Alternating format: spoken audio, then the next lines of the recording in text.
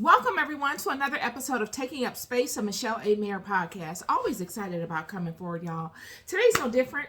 Today, I want to speak to central bank digital currency today. I want to speak to the U.S. dollar. I want to speak to us as a people, American people. Where are we? What are we doing? What's going on? What's the temperament in the nation as it relates to our business transactions? How do we feel when we interact with each other on a business level, economic level? How do we feel about what's going on around here? So I wanted to bring some light to that. Yesterday I had a conversation. I had called in on to check on some things with my mortgage and just doing a basic check-in. And while I was on the phone with the customer service representative, I called in and I guess he was engaged in another personal phone call. And it happens. I came up in a call center. My first real job was in a glorified call center. And so I understand call center dynamics. Stuff happens, okay? I called and he was engaged in a personal conversation either with someone in front of him or on another device. And because I understand call center dynamics, I kind of could visualize what was going on. When a call comes into a call center, you usually have a headset and you're sitting in front of a computer and it goes beep and you're live on the call. Well, either he had his headset around his neck or he had the headset down and he didn't know that the call came in. I'm willing to say it was around his neck because I kept saying hello, hello, hello, and I kept making my voice more pronounced because I understand how to get someone's attention when they have a headset like that. And I guess he caught wind of my voice. And he got on the line and he cleaned it up and said some stuff. It was a technical issue, whatever. And I didn't mind. I understood. So we went on and I began to discuss the nature of my call. And he was answering my questions. And then I said, well, I have one more question for you before you hang up. If you could check this other situation I need clarity on. And when I said that, it was as if he, had rubbed him the wrong way. Long story short, I had asked him to go another direction and to expound upon another leg of the call, which would have elongated his time with me on the call. Seemed like maybe he had something better to do. And he put me on hold for, some time. And then he gets back on the line and he comes with the answer to my question.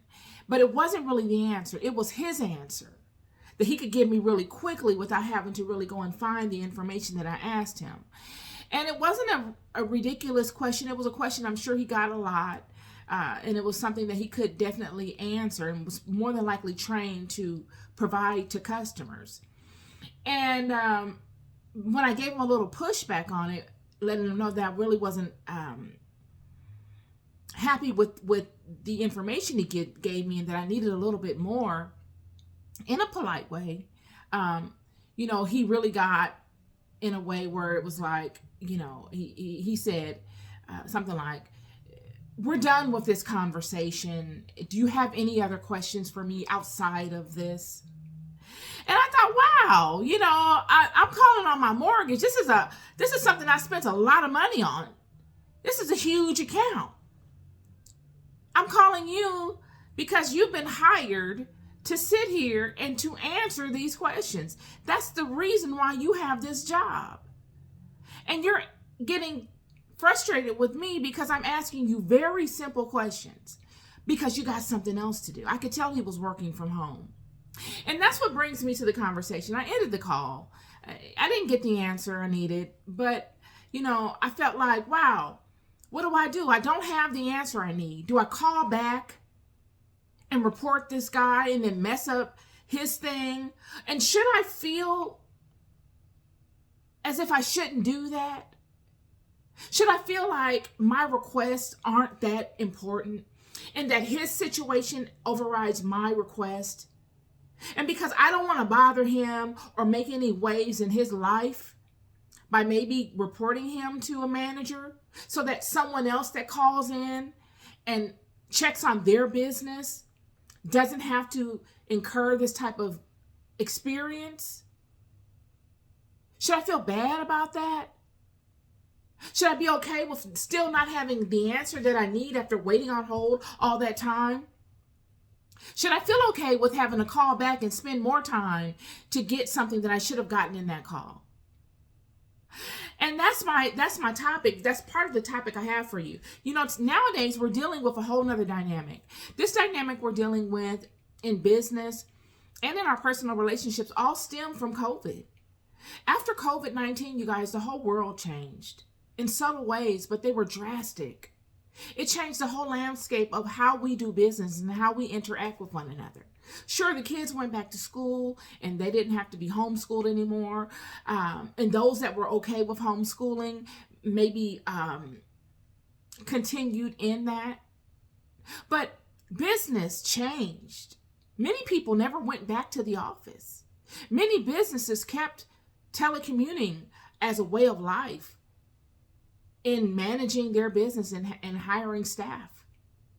Many businesses, after COVID, in that initial pivot of having to have your employees telecommute, got their processes and procedures together in a way where they're bankable. They could control them, they could manage them, and they could still see the returns that they wanted to, even if people were working from home and not being managed in a physical office. It cut overhead, allowed additional funds to be allocated for additional things. Yet it posed another problem. How do I manage these people remotely and still be able to keep a level of customer service, quality assurance practices up amongst my customers so that they continuously want to do business with me? I'm here to tell you, it's the customer service that makes people want to do business with you. It's how you make people feel that give people the ability to say, I want to do business with you, even though you may cost me more money. I will find a way to get the money I need to do business with you because I feel better in doing so. And there will be many businesses that would be able to master this, and there will be some that have and are still struggling with this vital component. Friends, in business, I'm telling you, you hiring the wrong people will ruin your business. It's not as if you're going to be the first person of contact for all customers for your business. And you can train people and train people and train people. But if you don't have the right person, that person will ruin your business. Just off of interaction. And that leads me to where I'm going with this. You know, economically, we're in a very delicate place as a nation. I don't know if you looked around and you've noticed what's going on around here, but we are in a very delicate place. When you go to the grocery stores, I was talking to my cousin on the phone last week. It seems like we haven't bounced back from COVID. We look like we have because we need to look that way to keep people feeling like everything's okay. But we really haven't when you really get to consistently managing what you're looking at. Meaning when you consistently observe, whether it's you going to the grocery store and you observe what's on the shelves consistently. And what situations can cause a change in that. Used to be, you wouldn't really see a change in logistical issues immediately. If you had a problem with fruit or vegetables or even food products coming in from the port, there was an issue with trade or what have you. We always had these issues in life. It's nothing new. You wouldn't immediately see it. It would take it maybe a month or so for it to trickle down to the shelves in your grocery store. Now you let a fluctuation happen and you immediately see the response from it on the shelves in your grocery store. This is what lets someone like me know that everything under the surface is not what it looks like at face value. These things are all stemming from COVID. All of them stemming from how we have managed the shift of the way we do business because of COVID. A lot of resources, America's resources, were poured into the economy to just sustain us, to keep people buying and selling, to keep that whole activity going, to keep people going to the grocery store and having enough money to buy food, people going to the mall and buying items, people going to take their children out to eat or to spend money on leisure things. All these things were necessary to keep the economy active. And this was on a global scale. But I know mostly in America, there were a lot of money being poured into businesses staying afloat and poured into people being able to keep the economy going. Yet we don't know where that money came. Prior to COVID, they were speaking to, the American dollar not being backed by gold anymore. What is it backed by? It's backed by faith. It's backed by belief at this point. That's it. It's not backed on any particular thing, but the repetitive nature of us using it, our faith in it, ritual.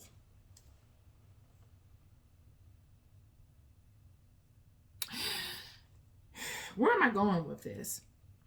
We know it's a very delicate place we're in as a nation of people. We see President Trump in Saudi Arabia with the 10 businessmen doing business, and they are looking to do their best in keeping us stable as a nation financially. Yet, when we interact with one another, just on fundamental levels, like myself interacting with this gentleman on the phone yesterday, this wasn't my first time interacting with someone like this. I see it time and time again. The level of customer service has gone down tremendously over the last 20 years. When you see something like that, it reminds me of when we see the nation's infrastructure breaking down. When you see the nation's infrastructure, the roads and the railways and all the transportation methods, all these things begin to break down, that lets you know something very important. That is the foundation of which we move around this country. And when that breaks down, that shows a huge crack in the foundation of the country itself. These are all pillars of the foundation of which this country terminates on. Customer service, wanting to do business with companies, quality assurance practices, someone being there to manage that level of service and is being implemented amongst its customers. It's as if we are a group of people now that are just walking around as zombies. You go to the bank any given time during any given week, and you are guaranteed to be in a line of 15 to 20 people. You're guaranteed it. Any of the main banks that we all know of, you go, I don't care if they're a credit union. Unless you go early in the morning or something like that. But when it's just normal business hours, that peak traffic times, you're normally going to see 10 to 25 people standing in line. It's not as if these people don't know that you're coming. They can bank on you coming to that bank every day at this time, and they can bank on there being a line. Why don't they hire enough people to service you? Because they know something that you're not realizing. And they can say, well, we don't have enough people, and we can't do this, and we can't do that. You should hire more people. You should put something in place to hire more people. If you have all these people in line, then you've gotten people's money and their resources to be able to do that. Because most people don't realize that when you're giving the bank your money via direct deposit, or you're going in to cash a check, or whatever you're doing, and you're setting that money aside into your bank account, the bank is not allowing that money just to sit there, friend. It's just not sitting there. They're moving that money. To you, it looks like it's always available. You can recall that money whenever you want to. But the bank knows that you're probably not going to recall all that money at one time.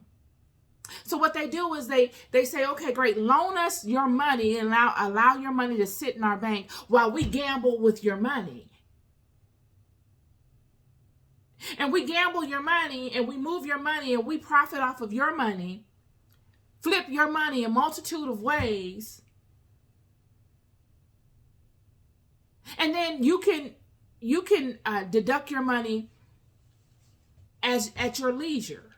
But you just depositing that money in your account, I've got a paper that I can take to another entity and say, this is how much money I have right now. I want to use all of this money and move it around and gamble it off. Allowing you still to owe me by you using your money that I'm flipping. And then when I get my return, I owe you. I pay you back. It's a phenomenal idea, but that's exactly how it works.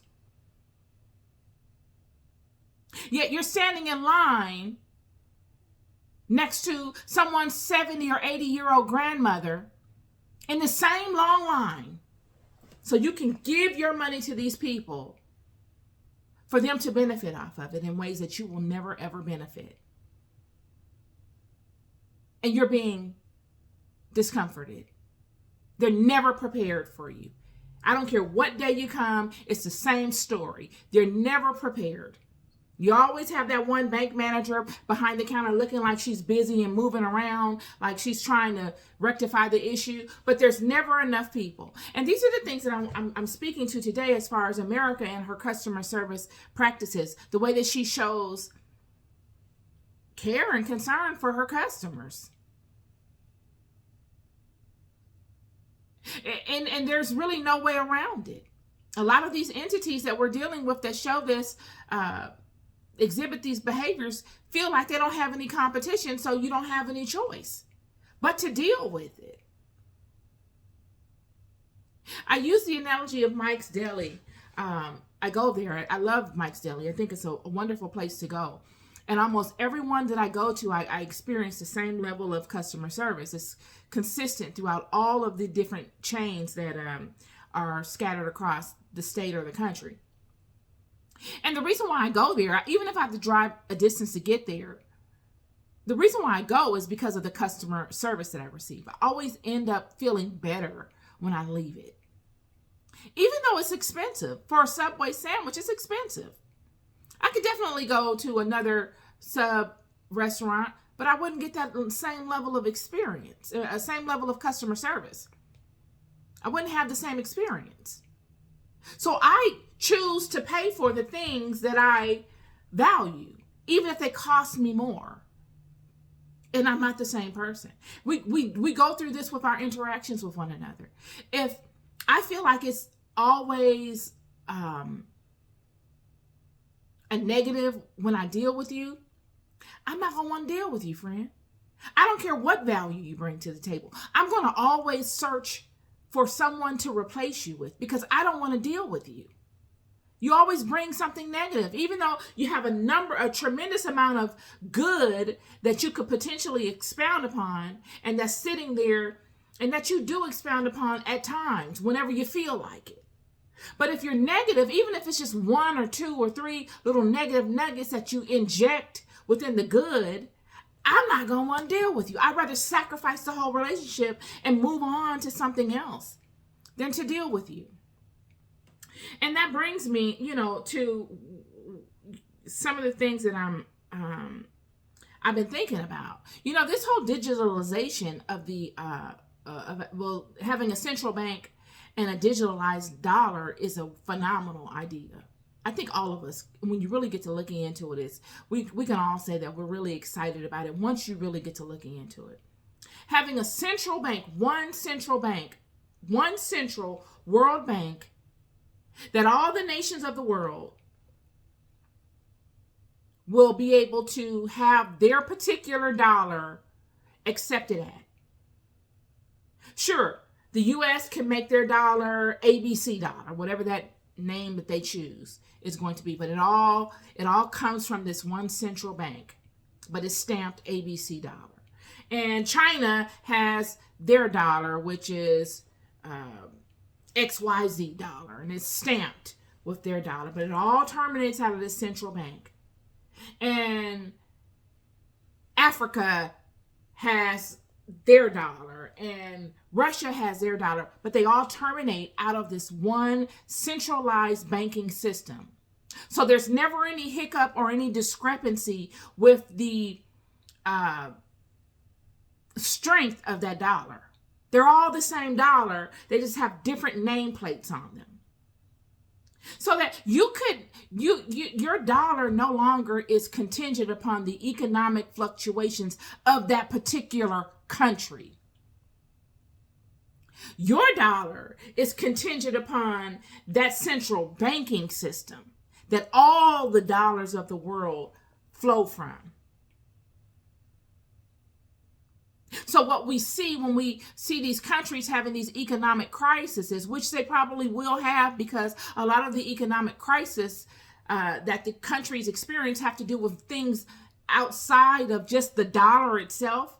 They have to do with traffic to those countries at a lot of times. They have to do with how the country spends its money and all these different types of things. But if you go and you move about the country and you have this dollar, that dollar should be able to be useful wherever you go. That dollar, if I'm getting the understanding of the centralized banking system correctly, will hold its weight regardless to where you go in the world. What a refreshing system that would be. Having a central banking system where the dollar holds its weight. And the characteristics of the country, the internal issues within the country itself, have no weight on its dollar. You could be living in a third world country, very poor movement of economic resources within that country. Yet you got this dollar because of all of the work you've done in accumulating those dollars on your own, whether within that country or within other countries. They're all your dollars. And because they terminate out of a centralized banking system, that centralized banking system justifies the stability of that dollar. The stability of that dollar is fixed. What a beautiful system that is. Now, I'm not sure if this is how they're going to implement the digitalized central banking currency or not, but it will be a phenomenal idea. Because now the independence is given to the person. The independence is given to the person that has the dollar. And it's not based upon nor contingent upon factors that are beyond the control of the person, just because of the place of their citizenship or the place of their residence. This way, you would be able to move throughout the entire nation. You could move to wherever. It's not contingent upon the stability of that nation as much, but it's more contingent upon the luxuries or the comforts or the purpose of you migrating to that nation. What offerings does that nation have to lure you to it? It's based upon that. And I came up with a bunch of countries. So this centralized banking digital currency idea is being tossed around in 130 of the world's countries. So that's almost all the world's countries. There's only 195 countries in the world. 130 of them are actively exploring this option because it's inevitable. It's actually a problem solver. The world is changing. A lot of things are becoming digital. A lot of things will not become digital. You'll still have people interacting with people buying and selling and trading and what have you. Surely, if the banking system or monetary system in general, whether digital or physical, collapses, we could always default to, I got the pear leaf, you got the peach leaf, let's trade. We can always get back to that. That's a no given. We know that's a no-brainer. We get that. And that's a worst case scenario, honestly, it is, because it's very limiting to region and personal interaction. But with the centralized banking system, you have more of a flexibility to be able to move around the planet and not really be bound by any country's economic situation. It literally would, the centralized banking system, if thought of in the way that I'm thinking it, would protect you from that and put most, if not all, of the risk on the country. These are my thoughts. I made a list of countries that Americans, if you were ever, well, we won't get into that. But yeah, wanted to speak to that really briefly because we are at a turning point. There are things going on amongst us within this country that are showing us signs. It's just, are we able to see them? They're all different cracks within the infrastructure that are definitely pervasive. But we must see them for what they are instead of, feeling as if, oh, I don't want to ruffle any feathers. I don't want to bring up this conversation. Oh, I don't want to seem like the one that's complaining. If you don't say anything, they just continue to happen. Quality assurance is a big deal. Customer service is huge. Absolutely. Because friends, I'm telling you, if you don't provide good customer service and quality assurance practices in managing the customer service of your staff, you can have a phenomenal offering. You can have a phenomenal business model. And somebody will either take your idea and perfect it based upon what they didn't get from you, or they'll just go to somebody else. This is my conversation for you today. I'm 26 minutes in. Yay. And I love more than you'll ever know. Always looking to be useful. Be good to yourselves and be good to each other. Peace and love.